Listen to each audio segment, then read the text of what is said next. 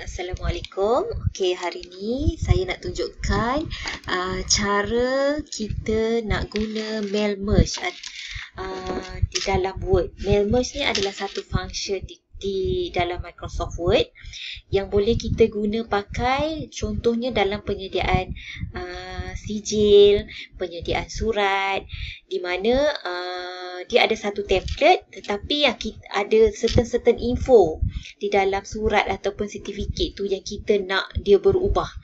Okey, caranya contohnya macam inilah. Saya sediakan satu template sertifikat. Kita nak keluarkan sertifikat untuk satu kursus. Ada seramai 10 peserta untuk kursus yang kita telah jalankan ini. Okey, cara yang kita mula-mula nak buat, nak create mail merge ni, kita pergi kepada tab mailing. Kita pergi kepada select recipient. Kita type a new list. Okey, dekat dalam Microsoft Word dia dah sediakan siap-siap template untuk mail merge ni. Ini adalah info-info yang Microsoft Word telah sediakan. Tapi kita tak guna, sebabkan kita tak guna semua benda info-info yang Word dah sediakan ni. Kita nak edit benda ni, so kita klik dekat sini, customize column. Kita delete dulu apa yang kita tak nak. Contohnya, kita nak ada satu nama saja, kita delete yang kita tak nak ya. Kita delete. Delete ni memang kita tak dapat delete sekali banyak. Kita memang perlu delete satu-satu. So, kita delete dulu apa info yang kita tak nak. Macam nama tu kita nak guna, kita biarkan. Okey. Kita delete. Kita tak nak. Okey, last kali. Okey. Tinggal satu, nama first name pun kita tak ada asingkan first name dengan last name. So, kita renamekan dia. Kita jadikan satu sahaja. Sebab nama dalam sertifikat tu yang kita nak ubah. Kita letak tab dia sebagai nama. Kita add lagi satu field, iaitu nama kursus. Dan satu lagi field yang kita nak guna pakai ialah tarikh kursus.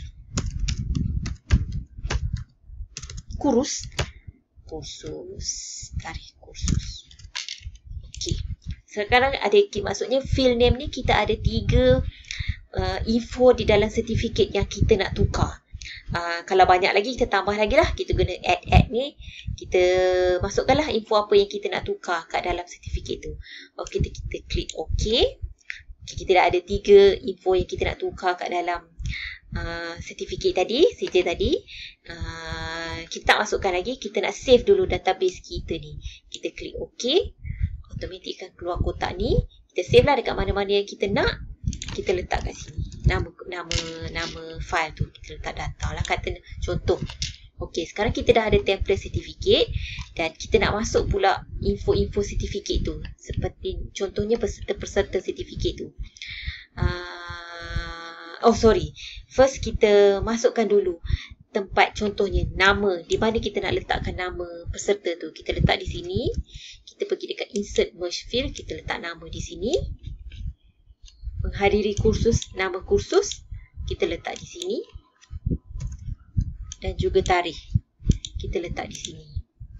Okey, macam mana pula kita nak masukkan senarai peserta. Contoh tadi saya kata macam ada 10 peserta untuk kursus yang kita telah anjurkan ni. Okey, kita pergi pada edit recipient list. Kita klik kat sini data source. Kita klik edit. Okey, contoh kita ada 10 peserta kursus kita. Peserta pertama adalah Siti Nurhaliza. Contoh je ya nama, tidak ada kena-mengena sama ada hidup ataupun mati. Nama kursus yang telah kita anjurkan tu adalah kursus pengurusan jenazah. Tarikh kursus kita adalah pada 25 Mac 2021. Okey. Katalah kita ada seramai 10 peserta untuk kursus ini. Kita letaklah. Kita boleh masukkan entry sebanyak mana yang kita nak. Kalau 20 lah, 30 lah. Lepas tu kita key lah nama peserta kita tu. kalau kita tak nak key in pun, kita dah ada senarai dekat Excel ke mana, kita boleh copy paste masuk kat dalam kita punya database ni. Peserta kedua katalah namanya Muhammad Yusof. Peserta ketiga namanya Siti Aminah. Peserta keempat namanya Siti Khadijah. Peserta kelima namanya Muhammad. Peserta keenam namanya Syafiq. Peserta ketujuh namanya Hilman. Peserta ke-8 namanya Syarifah. Peserta berikutnya namanya adalah Norma. Yang info-info lain ni kita boleh copy paste sahaja. Copy paste. Sama juga dengan tarikh sebab tarikhnya sama. Okey, kita dah ada data untuk kursus kita ni. Kita klik OK. Do you want to update? Of course lah kita nak update dia sebabnya kita nak save data ni. Yes. Klik OK sekali lagi. Okay, sekarang kita dah ada data untuk peserta kursus kita ni. Macam mana kita nak view data tu? Kita klik aja dekat sini. Preview result. Akan automatik ada nama peserta kita. Peserta pertama. Kursus ini pada tarikh ini. Macam mana kita nak tengok peserta kedua? Kita klik aja di sini. Kita nampak peserta kedua. Kita nampak peserta ketiga. Dan berikutnya. Okay. Bagaimana caranya kita nak print sertifikat kita? Kita pergi je dekat sini. Finish and merge. Print document. Daripada satu, katalah tadi kita ada 10 peserta untuk kursus A.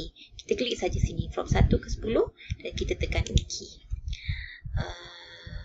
Macam mana caranya kita nak keluarkan sertifikat ni sahaja?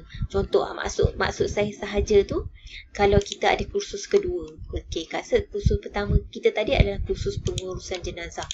Kursus kedua kita tadi, contoh, kita ada kursus kecantikan tahap 1. Okey, kursus kecantikan ni kita ada, katalah kita ada 5 orang peserta.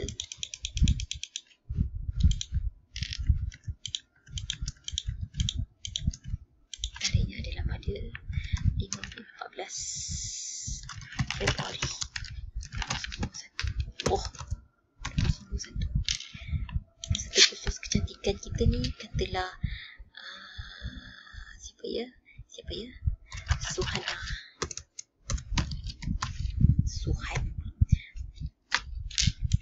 Peserta kedua Suhani. Peserta ketiga Suhani. Peserta keempat Suhano. Peserta kelima Suhani. Okay. Contohnya kita menggunakan template yang sama tapi kita ada kursus yang berbeza. Okay.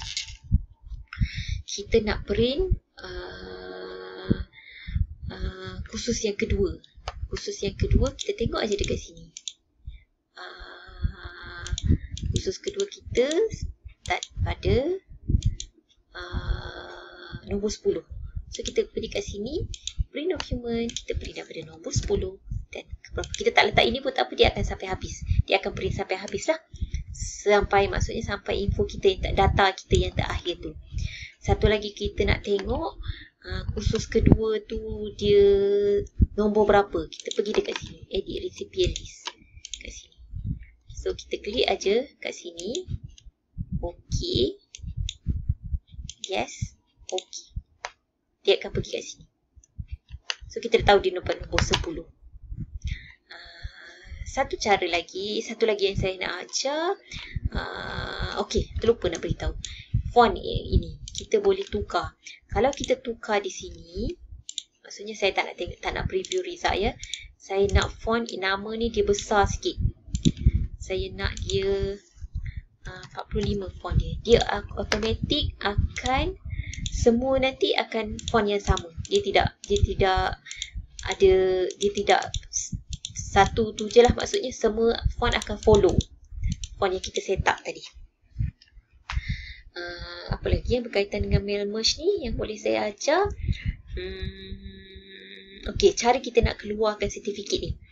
Contohnya kita nak keluarkan sertifikat khusus pengurusan jenazah sahaja. Kita klik dekat sini, edit individual document. Kita klik sini, satu khusus pengurusan jenazah. Tadi ada 10 peserta. Kita klik OK. Okay, maksudnya dia akan keluar macam ni. Macam tadi file merge tadi, dia ada dalam satu file sahaja. Kita ada satu page sahaja, tapi kita ada info dalam database. Tapi bila saya keluarkan tadi, dia akan keluar macam ni. Ini berguna contohnya kalau kita nak pas sijil-sijil ni kepada kita punya peserta, seperti macam itulah, atau kepada kita punya sekretariat, kita nak bagi salinan sijil. Kita boleh keluarkan bentuk macam ni. Kita save sajalah file ni. Itu sajalah saya rasa untuk pelajaran mail merge ni. Tak susah sebenarnya. Dia lagi memudahkan kita untuk prepare sertifikat, surat. Contohnya kalau surat kita nak hantar kepada kita jawatankuasa kerja kampung, CKKKKKK yang banyak K tu, kita nak buat surat kepada penduduk kampung. Contohnya penduduk kampung yang terima bantuan. Kita tak boleh buat surat tu general, dia kena ada nama. So kita boleh guna template menggunakan mail merge ni. Kita tukar info-info yang berkenaan saja, nama, alamat. Caranya macam tadi lah, cuma kita kena ada template surat tu. Saya rasa tak susah, dia akan memudahkan lagi kerja anda. Okey, itu saja. Saya harap anda dapat sesuatu pada hari ini. Terima kasih.